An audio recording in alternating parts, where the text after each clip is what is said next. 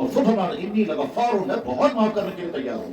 نافرمانوں کو خطاب کر کے یہ نہیں کہتے بدکاروں نافرمانوں، خطاب کرتے ہیں میرے بندو میرے بندو، میں معاف کرتا ہوں. چونکہ اللہ تعالیٰ شانہ ارحم الراحمین اور اتنی رحمتیں ہیں، مگر آج اللہ یہ بھی جانتے ہیں کہ میرے بندوں سے غلطیاں ہوں گی. مجھے نفس سے مجھے شیطان تھے، مجھے ماحول تھے، مجھے تمام چیز اس لیے باوجود ہے کہ ان کو سمجھایا گیا، باوجود ان کو ڈرایا گیا، باوجود ان کو بتایا گیا جہنم کا عذاب اتنا سخت ہے، باوجود ان کو بتایا گیا اللہ کو طاقت ہے، تمہیں یہ بھی کر سکتا ہے یہ بھی کر سکتا ہے، ان کے سامنے مثالیں بھی آتی رہی ہیں، یہ بھی ہوا وہ بھی ہوا، اس کے باوجود ان سے غلطیاں ہوں گی. لہذا ان کے لیے کوئی گولڈن چانس کا ٹائم کھڑا کرنا ہے، گولڈن چانس ایسا ٹائم ان کے لیے مہیا کرنا ہے جس ٹائم میں یہ واپس آ جائیں گے، توبہ کریں گے، معافی مانگیں گے اور مجھے معاف کرنے کا موقع ملے گا. میں انتظار میں ہوں، یہ کچھ کرنے چاہیے تو میں یہاں سے معاف کروں گا. وہ گولڈن ٹائم ان کے لیے دینا ہے. گولڈن ٹائم سے بچانا لسٹ تاچیون گورنمنٹ نمبر پٹن شب قدر اور دویمس ہے پریمس نمبر پر چون شب بارات. یہ ہے وہ گولڈن چانس، یہ ہے بیس بلد. اگر ہمارے بہت سارے بھائی سمجھتے ہیں کہ راچن کی آپ نچکاں عظمت، نچکاں فضیلت، نچکاں خوبی، نچکاں کرم، ٹھیک بہت اچھا. جن کی سوچ یہ ہے، جن کی معلومات یہ ہے، جن کا تھاٹ یہ ہے، جن کا نقطہ نظر یہ ہے، وہ خود جان سکتے ہیں ان کے نقطہ نظر کی بنیاد کیا ہے، ٹھیک ہے. لیکن ہم جب یہ کہتے ہیں کہ شب برات کی فضیلت یقیناً ہے تو اس لیے کہتے ہیں کہ تقریباً 20 احادیث جن میں آج کے زمانے کے جو ٹاپ کے محدثین ہیں انہوں نے تسلیم کیا ہے کہ اس میں سے یہ حدیث سے صحیح ہے، یہ حدیث سے صحیح ہے، یہ حدیث سے صحیح ہے، اور ساتھ میں صرف فلانی حدیث وہ ضعیف حدیث ہے، فلانی حدیث ضعیف ہے. اور جب کسی مسئلے کے بارے میں ایک یا چند حدیثیں صحیح ہوتی ہیں اور اسی مسئلے کے بارے میں اگر چند حدیثیں ضعیف ہوتی ہیں تو وہ مسئلہ ثابت مانا جاتا ہے. یہ خود اسلام کا اصول ہے. اسلام کا اصول چاہیے کہ اگر کہاں عمل بذریعہ قرآن ثابت ہے، کہاں عمل بذریعہ حدیث ثابت، حدیث صحیح ثابت، اور اتھی عملی مطلق اگر زور ضعیف حدیث کے آسان چونکہ سوچ آلریڈی ثابت ہے، اور قرآن سے بھی ثابت ہے، حدیث صحیح سے بھی ثابت ہے، وہ ضعیف حدیث اچھا گزارا بنا تو ڈوزیو سے اگر ایک ریاڑ سکر زدار پانس جوان نفر دک دیوان چاہیے اگر میں دارتا ڈوک بائی سوچ دیوان دک تو ٹھیک ہے، بہت اچھا، وہ تو چلے گئے آگے. جس مسئلے کو ثابت کیا قرآن کریم نے، جس مسئلے کو ثابت مثلا فرض کیجیے نماز فرض ہے قرآن سے ثابت، نماز فرض ہے حدیث سے ثابت. اب نماز کی فرضیت کے لیے ایک اور حدیث آئی، وہ حدیث ضعیف ہے، ٹھیک ہے نا، تو آپ اس حدیث ضعیف کو رد کریں گے، وہ تو پھر بھی ادھر سے تو ثابت ہے، وہ آپ کو کرنا ہی پڑے گا. اسی طرح سے جب کسی مسئلے کے بارے میں اصول حدیث کا ضابطہ یہ ہے کہ کسی مسئلے کے بارے میں جب کوئی مسئلہ اصول شریعت سے ثابت ہو، اس کی تعین میں اگر حدیث ضعیف آتی ہے تو حدیث ضعیف رد بھی ہوتی ہے، اس کو قبول کرنا ہوتا ہے. شب برات کی فضیلت ثابت ہے، حدیث موجود ہے. اخ تم نقطہ نظر چاڑن باین ہوں گے کہ اچھا تو ہے فضیلت، اچھا تو ہے کہیں چن گاؤں بلکہ ونان چیز مسا کرو ہے یہاں سے وہ سوری بدت. دویم نقطہ نظر سے سوچو دویم ملتا کیا سے جناب ہمیں نماز ایک بری پڑھنی مگر شب برات پر رات بجا نماز پڑھو یا نہ پڑھو اندر چوچا ہوئے ٹھیک ہے. کب اس آنوں سے شمع زاد ایک جو اس میں برادر بنا تمام جناب یہاں شمع بنانے والا فیکٹری چلاتا ہے، وہ کہتا ہے مجھے صرف شب برات پر پورے سال کے اندر ہی ہو جاتی ہے کیونکہ شمع جتنی ہے بنانے کروڑوں روپے کی شمع بکتے ہیں. کیا ایسے قبرستانوں پر شمع زاد کیوں ہے شمع زاد بس نیچے شب برات. تو یہ دوسری انتہا ہے. یہ چواریا کم رسومات ہیں. باقی شہروں میں اتنی خطرناک عجیب عجیب رسمیں ہیں، اس میں پٹاخے چھوڑتے ہیں، اس میں قبرستانوں میں حلوے کھاتے ہیں، اس میں بہت زیادہ ہے. بہرحال اعتدال کا مسئلہ جو ہے وہ یہ ہے شب برات کی فضیلت احادیث سے ثابت ہے. شریعت نے کوئی عبادت لازم نہیں کی ہے. لوگ کرن پنی مزاج مطابق کون عبادت کیا کیا کرن تم کرن. شریعت کا ضابطہ یہ ہے کہ شریعت کسی چیز کا حکم دیتی ہے اور کبھی اس کا طریقہ بھی بتاتی ہے اور ٹائمنگ بھی بتاتی ہے، اور کبھی شریعت کسی چیز کا حکم دیتی ہے طریقہ بھی نہیں بتاتی ہے، ٹائمنگ بھی نہیں بتاتی. اچھا سمجھے مثلا شریعت نے کیا کہا نماز پڑھو تو نماز کا طریقہ بھی بتایا، ٹائمنگ بھی بتایا. شریعت نے کہا روزہ رکھو تو ٹائمنگ بھی بتائی، طریقہ بھی بتایا، وقت بھی بتایا، مہینہ بھی بتایا. لیکن شریعت نے کہا قرآن کی تلاوت کرو، نہ کوئی ٹائم بتایا نہ طریقہ بتایا. قبرستان بشیر مت کہتے نہیں. شریعت نے کہا علم حاصل کرو، کوئی ٹائم نہیں بتایا، کوئی جگہ نہیں بتائی. شریعت نے کہا بیمار ہو جاؤ گے علاج کرو، طریقہ کچھ نہیں بتایا. اللہ کے نبی اعظم کے زمانے میں اپنا طریقہ علاج تھا، آج کے زمانے میں اپنا طریقہ علاج ہے. شریعت نے اسی پر روک کیا. تو کبھی شریعت کسی چیز کا حکم دیتی ہے، طریقہ اور وقت بھی بتاتی ہے، اس پر تبدیلی نہیں کر سکتے. اور کبھی شریعت کسی چیز کا حکم دیتی ہے، صرف حکم دے گی، فضیلت بیان کرے گی، ترغیب دے گی، نہ طریقہ بتائے گی نہ ٹائم بتائے گی. شب برات کی فضیلت بیان کی ہے، نہ یہ بتائے اتنی نمازیں پڑھو، نہ یہ بتایا رات کو جاگو، نہ یہ بتایا مسجد میں بیٹھو، نہ یہ بتایا گھر میں کرو، چھوڑ دے دی. کوئی آدمی گھر میں رات گزارے گا، کوئی آدمی مسجد میں گزارے گا، کوئی آدمی مل کر کے شک کریں گے، کوئی اکیلے فجات میں شک کریں گے، کیونکہ شریعت نے اس کی پابندی لگائی نہیں. اسی لیے بے شمار اکابرین تو اس رات میں خوب عبادت کرتے رہے، پوری تاریخ پڑی ہوئی ہے چیزیں. یہاں تک کہ ایسے بھی اللہ کے بندے کی جو کہتے تھے اس رات میں عبادت کرنے کے لیے ہم عمرے کا ایسا نظام بنائیں گے کہ یہ رات ہم خانہ کعبہ میں بیٹھ کے عبادت کریں گے. ایک طرف سے خانہ کعبہ ہوگا دوسری طرف سے رات بھر جاگیں گے اور وہ بھی حرم کے اندر جاگیں گے. فضیلتوں میں سے مشہور فضیلت ہے وہ بخاری شریف میں بھی حدیث ہے. اللہ کے نبی علیہ السلام نے کیا فرمایا؟ ینزل تبارک و تعالی الی السماء الدنیا، اللہ تعالیٰ شان پہلے آسمان پر اتر کر کے آتے ہیں. فیقول هل من سائل فاعطی، کون مانگنے والا ہے میں عطا کروں گا. وهل من مستغفر فاغفر له، اور کون میری مجھ سے بخشش چاہنے والا ہے میں معاف کرنے کے لیے تیار ہوں. وهل من مستجیب فاستجیب له. یہ حدیث بخاری شریف میں ہے. وہاں یہ نہیں بتا کون سی رات، وہاں یہ ہر رات، ہر رات میں. اور ہر رات میں کا مطلب یہ ہوا اور ایک جگہ پر یہ حدیث ہے کہ ہر رات کے اخیر میں ینزل تبارک و تعالی فی کل لیلۃ فی اخیر اللیلہ. ایک جگہ ہے ہر رات میں اور ایک جگہ ہے رات کے اخیر میں. ٹھیک ہے، اس میں یہ رات بھی شامل ہے، تو یہ رات کو بہت شامل ہے. اور ایک حدیث میں اسی رات کے بارے میں اللہ تعالیٰ پہلے آسمان پر اتر کر کے آتے ہیں.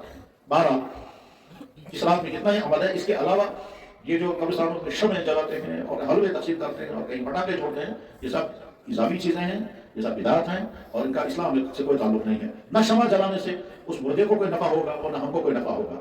مردے کو نفع اس لیے نہیں ہوگا کہ قیامت کے دن قبر میں اعمال کے اعتبار سے کون سا عمل نفع پہنچائے گا یہ بیان کرنے کا اختیار صرف نبی کو ہے اور کسی کو نہیں. کون ہے کہ بیان کرے یا ہمارے حضرت آخر زمان جو فائدہ حتیٰ کہ صحابہ بھی نہیں کر سکتے. صحابہ کرام کی یہ اتھارٹی جنہوں کنوں بوجھو صحابہ کرام کو بھی یہ اتھارٹی نہیں ہے کہ وہ کسی عمل کی فضیلت بیان کرے آخرت کی. نہیں، وہ کبھی نہیں بیان کرتے تھے یہ عمل کرو آخرت میں تجویز ثواب، یہ عمل کرو آخرت میں ہوگی یہ سزا. یہ صحابہ بھی بیان نہیں کرتے کہ صرف دو، اللہ کی ذات اور جناب رسول بس یہ. اور اللہ کے نبی علیہ السلام اپنے بارے میں اتنے حساس تھے، وہ کہتے تھے اے اللہ کے بندو، میں نے اپنی طرف سے کوئی چیز حلال یا حرام نہیں کی ہے، جو اللہ نے حرام کی میں نے وہی حرام کی، اور جو اللہ نے حلال کی میں نے اس کو حلال کی، اپنی طرف سے میں نے کچھ نہیں کیا. یعنی اللہ کے نبی اپنے ساتھ نہیں لینا چاہتے. کیوں؟ مسئلہ یہ ہے کہ دنیا میں کچھ چیز کو خدا سے مرضی اور کچھ چیز سے جب سے خدا کا ناراض جو ڈیسائیڈ کرو یہ کچھ ڈیسائیڈ ہے، یہ کون کہہ سکے گا جناب یہ عمل کرنے سے خدا تعالیٰ کا سامنا رہا قیامت کے اللہ تعالیٰ فرماتا ہے چکو دوسروں بندو بکل سے کہتا ہے سکل کا سے. اسی لیے اللہ تعالیٰ شان فرماتے ہیں یا رسول اللہ تعالیٰ ان سے پوچھیے میں نے اپنے بندوں کے لیے جو چیزیں پیدا کی ہیں یہ کون ہے حرام کرنے والے ان کو مائے مزہ میں شاید بندن خاطر یہ چیز میں پردہ کرنے میں ان کو مائے مزہ حرام کرنے والے یا شو حرام میں شاید مانا کروں کل آپ کا یہ من حرام زینت اللہ، کون حرام کر سکتا ہے اللہ کی پیدا کی ہوئی چیزیں اور طیبات من الرزق. میں نے اپنے بندوں کے لیے جو چیزیں پیدا کی ہیں یہ کون آتے ہیں حرام کرنے والا. اور ایک جگہ قرآن کریم میں تو فرماتے ہیں کہ سب سے بڑا مجرم وہ انسان ہے، سب سے بڑا مجرم کہ جو یہ کہے اللہ نے یہ چیز لازم کی ہے حالانکہ بتائیں چن سکتی لازم کرو، اور اللہ نے یہ چیز حرام کی حالانکہ اللہ نے وہ حرام نہیں کی ہے. یہ سب سے بڑا مجرم یہ ہے. تو جب صحابہ کرام کو بھی حق نہیں ہے کہنے کا تو دوسرا کون انسان کہہ سکتا ہے کہ جناب شمع ضرور تو مرد ایسی یہ فائدے اور زندہ ایسی فائدے. تو نہ اللہ کے نبی نے بیان فرمایا، نہ صحابہ نے، نہ امت میں کبھی یہ عمل رہا ہے، نہ ہمارے اولیاء کے ساتھ زندگی میں یہ چیز پائی جاتی ہے، نہ عقل کے مطابق ہے نہ کوئی نفع ہونے والا ہے. کاش گاش ضرورت ازارت ہے شمع تو جناب مرد گیس خوش کی تو ضرور شمع میں کئی بار خوشی، اور اگر مردے کی گاش کی ضرورت ہے تو عقید اور کہتے ضرورت روزانہ ہے. تو یہ بھی فائدہ عمل ہے. بہرحال اس وقت آج رات شب برات کی رات ہے. ہم یہ مانتے اللہ ارحم الراحمین اور بہت زیادہ ارحم الراحمین. میرے بھائیوں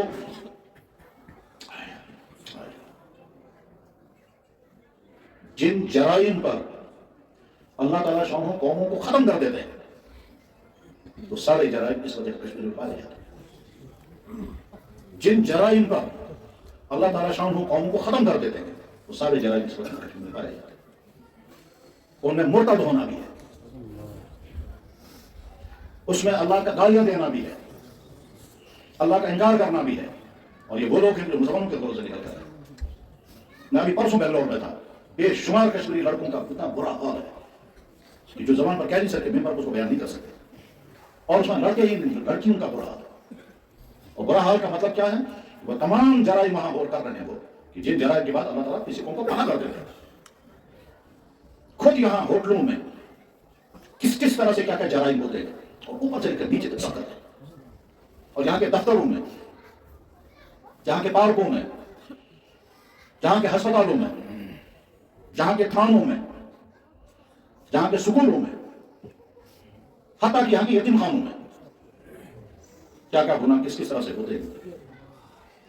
اگر اللہ تعالیٰ شامل ایکشن لینے پر آئیں تو پھر شاید کشمیری قوم کو زندہ رہنے کا حق ہی نہیں ہے. غیروں کا مسئلہ تو وہ الگ ہے، وہ کیا کر رہے ہیں، ہم اپنا معاملہ بتا رہے ہیں. اور اللہ کا ضابطہ یہ ہے کہ کوئی قوم اپنے ہی لوگوں پر جو ظلم کرتی ہے تو اللہ تعالیٰ سے انہیں اسی مثال میں بتاتا ہوں.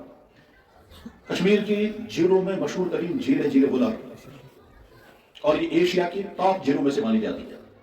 اس جھیل بلر کے بارے میں یہاں کی ہسٹری میں لکھا ہے اور ہسٹری چھپی ہے یہیں سری نگر میں. लिखने वाले का नाम है गुलाम हसन, फारसी में उसने हिस्ट्री लिखी। ट्रांसलेशन उसका क्या करने वाले का नाम है मौलाना शरीफ हुसैन कासमी, उसने तर्जमा किया, हिस्ट्री मेरे पास मौजूद है। उसकी जिल्द अव्वल में लिखा है कि जेल गुलर असल में शहर का सिंध मत नगर, ये सिंध मत नगर बुराइयों का अड्डा था और हर किस्म की बुराइयां होती थी। यानी जितनी बुराइयां आमतौर पर हुआ करती हैं, शिर्क व कुफ्र तो था ही, वो तो थे ही सारे शिर्क व कुफ्र वाले, लेकिन शिर्क व कुफ्र वालों की बुनियाद पर अल्लाह ताला सजा नहीं देती। तुम मुशरिक हो, तुम काफिर हो, नहीं, जिंदा रहने का हक है आपको, ये जिंदा करना चाहिए कि अल्लाह ताला मुशरिक और काफिर होने की बराबर सजा नहीं देते। हाँ, उसके बाद जब जराइम होते हैं उसमें सबसे बड़ा जुर्म है जुल्म, ये जुल्म अल्लाह बर्दाश्त नहीं करते, चाहे जुल्म माली हो चाहे कुछ और हो। तो जमाने में एक तक क्या था कि जिसके घर में जवान बेटी है वो पहले फलां जगह पहुंचाएगी।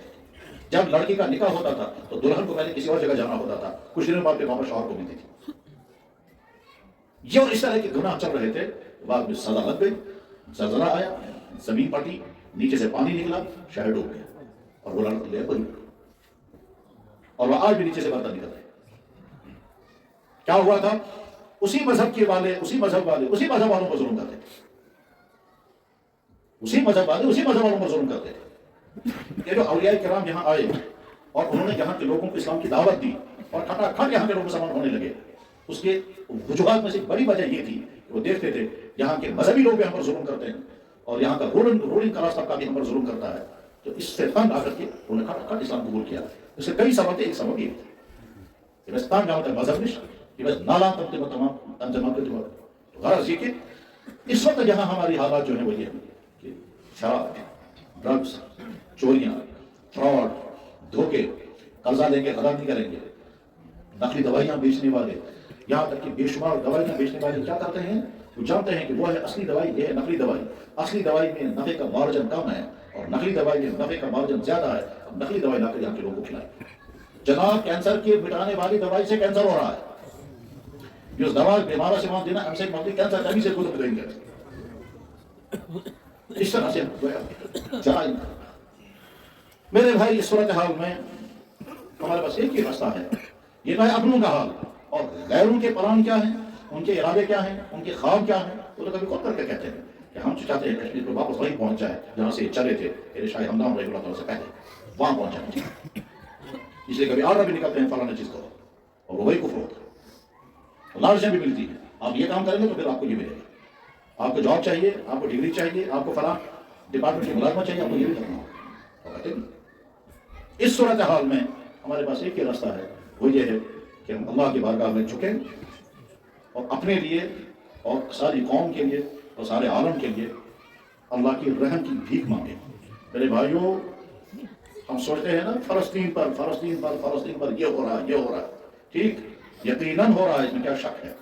और वहाँ के बच्चों पर क्या हो रहा है ये भी सबके सामने है। और आज की महज़ब दुनिया, हुकूक इंसानी के नारे लगाने वाली दुनिया सब देख रही है, ये भी हम सबको मालूम है। और मुसलमानों के 50 मुल्कों के सरबराह की मुजरिमाना खामोशी वो भी सबको मालूम है, ठीक है, इसमें कोई शक नहीं है। लेकिन साथ में ये भी सोचें कहीं कुछ लोगों का प्लान ये तो नहीं है कि यहाँ भी फलस्तीन जी, जब वहां कोई बोलने वाला नहीं है तो यहाँ कौन बोलेगा? जब वहां सारी दुनिया मजम्मत करारदाद पास करने पर खत्म और हमारे सारे वो अरब हुक्मरान हमने कड़े अल्फाज में मजम्मत की है, बस जहां जहां बम बरस रहे हों और आपकी नस्ल को मिटाने के प्लान हो, आपकी मजम्मत से रुकेंगे। वजूद तो कसम तुम्हारा वजूद ही गुनाह है। हम तो चाहते तुम्हारा वजूद खत्म हो जाए, तुम्हारी जुबान से कल हो सकता है कहीं और भी फलस्तीन बने और किसी एक जगह नहीं, न जाने कितनी जगहों पर। इस सूरत हाल में उम्मत के सामने कोई रास्ता नहीं है कि अपने आप को अल्लाह के दरबार और अल्लाह ताला शाहों को जब पकड़ेंगे और अल्लाह फैसला सुनाएंगे तो कहीं उससे कुछ हो सकता है। कुरान करीम अल्लाह ताला फरमाता है, इनका मकरुम तज़ूल बिल जुबाल, तुम्हारे खिलाफ जो साजिशें होती हैं वो पहाड़ों को खत्म कर देती है, मगर मैं उनको फेल करता रहता और फेल करता हूं तो तुमको पता भी नहीं चलता कि कहां से फेल हो गए और कैसे मैंने उनको नाकाम कर दिया। लेकिन उसकी रिशर्त ये है कि तुम्हारा मुझसे ताल्लुक कैसा है। अगर तुमने मुझे अलग से नाराज कर रखा, तुमने मुझे अलग से नाराज कर रखा, तो मुझसे कैसे मदद तुम्हें मिलेगी? फिर मैं जानूंगा ये भी मुझे नाराज करने वाले हैं, मेरे नाफरमानियां करने वाले हैं। जनाब वाला, जब तुमने अपने दफ्तरों में बैठकर जुल्म किए तो तुम्हारी कुर्सी देकर उनको दे दी। क्यों? तुम जुल्म कर रहे थे, अब उनको दे देते। मगर वो तो जुल्म करेंगे कहाँ? बिल्कुल, वो मुझे ना मानने वाले हैं, कोई जुल्म करेंगे। तुम तो मेरे मानने वाले थे, तुम जुल्म कर रहे थे। تم کو میں نے عہدہ دیا تھا، تم نے اس عہدے کا استعمال کیا اور میرے بندوں پر ظلم کرنے کے لیے، کہ ستانے کے لیے۔ تو آگے دفتروں کا حال دیکھ لیں،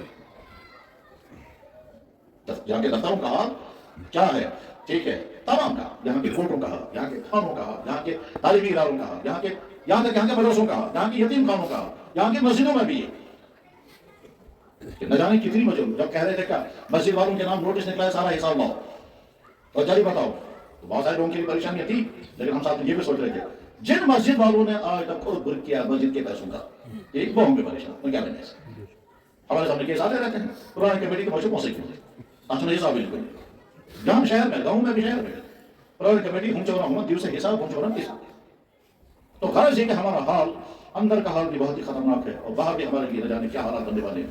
اگر میرے بھائیوں اللہ تعالیٰ شامل فرما دے وما کان ربک لیہلک القری بظلم، یا رسول اللہ سن لیں میں کسی قوم کو فنا نہیں کرتا ہوں ظلم کر کے، مگر اگر ان کو خرابیاں آتی ہیں کچھ عرصے میں دیکھتا ہوں سدھر گئے تو ٹھیک ہے، نہیں تو فنا کرتا ہوں۔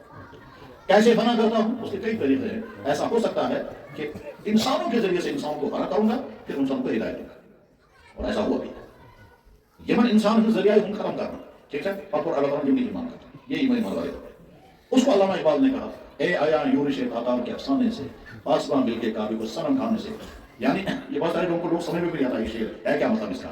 تاتاری قوم اٹھی، سربراہ ان کا تھا جنگیز خان، چائنا سے ووٹا، پہلے چائنا کو تہز نہز کر دیا، پھر وہ مسلمانوں کی طرف بڑھا تو سارا افغانستان، سارا ایران، سارا ازبکستان، سارا تاجکستان، بخارا، سمرقند سب کو تہز نہز کر کے، اور تقریباً ٹوٹل جو تاتاریوں کے ہاتھ سے لوگ مرے ہیں وہ 80 لاکھ آدمی۔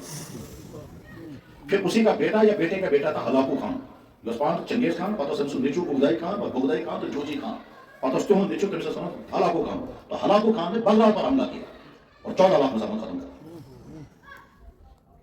اس کے بعد پھر ملک شام، ملک عراق، ساری دنیا جدھر سے بے ادھر، اس کے بعد پھر ایک بات ہے کہ ساری تاتاری قوم مسلمان ہو گئی، اب پھر روز میں ساری تاتاری قوم اسلام میں داخل ہو گئی، ٹھیک، اور پہلا جس نے اسلام کو بولے مسلمان فرقے خان، وہ پہلا مسلمان بن گیا، پھر دھڑا دھڑ جس نے جو جہاں ملا وہ مسلمان بنا گیا، ایک بھی نہیں بچا۔ اسی کو علامہ اقبال نے کہا ہے آیا یورش تاتار کے افسانے سے، یعنی تاتاری قوم کے اس حملوں کی پوری کہانی بتا رہی ہے کیا کہ اللہ تعالیٰ شاہ کو طاقت ہے کعبے کی حفاظت کرنے کے لیے بت خانے سے انسانوں کو لائے، مل گئے کعبے کو صنم کھانے سے، آسمان مل گئے کعبے کو صنم کھانے سے، اللہ کو طاقت ہے۔ تو غرض ہے کہ اللہ تعالیٰ اے ایمان والو اگر تم میرے دین پر قائم نہیں رہنا چاہتے، میں سمجھانا تھا عذاب، دلی میں مسلمانوں کی حکومت تھی اپنی، اور عیاشی، فحاشی، گندے کام اتنے زیادہ ہوتے تھے جس کو حد نہیں تھی۔ اس زمانے کے علماء گھر گھر جا کر کہتے تھے اللہ سے ڈرو عذاب آئے گا، اللہ سے ڈرو عذاب آئے گا، کچھ نہیں سنتے تھے مسلمان، بالکل مست، بالکل اسی طرح سے جیسے آپ پارک میں جا کر دیکھیں یہاں کشمیری لڑکے اور لڑکیاں کس طرح، یا جو کونچے سڑکوں کے باہر جا کر کے دیکھیں لڑکے اور لڑکیاں کس طرح، اگر وہاں جا کر وہ سمجھائیں گے وہ مارنے اٹھیں گے وہاں سے، بالکل یہی حالت تھی اس وقت دلی کی۔ پھر کیا ہوا، افغانستان سے آیا مسلمان جنگجو حملہ کر کے اور قتل عام شروع کیا دلی میں، اور ایسا قتل عام جو انسان جہاں ملے وہاں تو۔ اس کے بعد پھر ایک وفد گیا اس کے پاس اور اس کے بعد جا کر کہتا ہے جناب اگر آپ خدا ہیں تو پھر بھی ان کو چھوڑ دیں تاکہ آپ کی مخلوق باقی رہے، اگر آپ رسول خدا ہیں چھوڑ دیں ان کو تاکہ آپ کی امت باقی رہے، اور اگر آپ بادشاہ ہیں تو ان بیچاروں کو رہنے دیں تاکہ آپ کی رعایا باقی رہے۔ تو تین میں سے کوئی ایک تو ہوں گے نا آپ، تو جو بھی ہوں گے کم سے کم رعایا کو معاف کر دیں، خدا ہے تو آپ کی رعایا آپ کی مخلوق ہے، نبی ہے تو آپ کی امت ہے، بادشاہ ہے تو آپ کی رعایا ہے۔ اس نے کہا نہ میں خدا نہ میں رسول خدا نہ میں بادشاہ، میں قاہر خدا ہوں، اور میں قاہر خدا ہوں تب تک ہم قاہر ہوں جب تک تلوار چالو، بس قتل عام چل رہا ہے، امر عبدالی ادھر رہا ٹھیک۔ اسی کے سلسلے کے کارن یہاں کشمیر میں بھی آیا ہے، کہا مجھے وہ تاریخ نہیں سنانی ہے، ٹھیک، اسلام کا حیدر تو یہاں 10 سال اس نے یہاں حکومت کی ہے، حیدر دولت کشمیر کی ہسٹری پڑھے اب تو کشمیری اپنی ہسٹری پڑھنے کو بھی تیار نہیں ہے، اسلام کی دولت ہمیں کیسے ملی ہے، اور اسلام آنے سے یہاں کیا کیا رحمتیں آئی، کیا کیا نعمتیں آئی، کیا کیا اللہ کے کرم برسے ہیں یہاں کشمیر میں جب اسلام آیا ہے، ٹھیک، جہاں کے لوگ تو کھانا کھانا نہیں جانتے تھے، اب تم میں کھانا کھاتے تھے اور کپڑے پہننا نہیں جانتے تھے، اور اسلام کی دولت ہے یا انڈسٹری بھی آئی، یا ہارٹیکلچر بھی آیا، یا ایگریکلچر بھی آیا، یا بزنس بھی آیا، یا تہذیب بھی آئی۔ علامہ اقبال نے کہا تھا وہ شاہ ہمدان رحمہ اللہ تعالیٰ جس کے ذریعے سے یہاں علم بھی آیا، دین بھی آیا، انڈسٹری بھی آئی، تہذیب بھی آیا، سویلائزیشن بھی آیا، سب کچھ آیا۔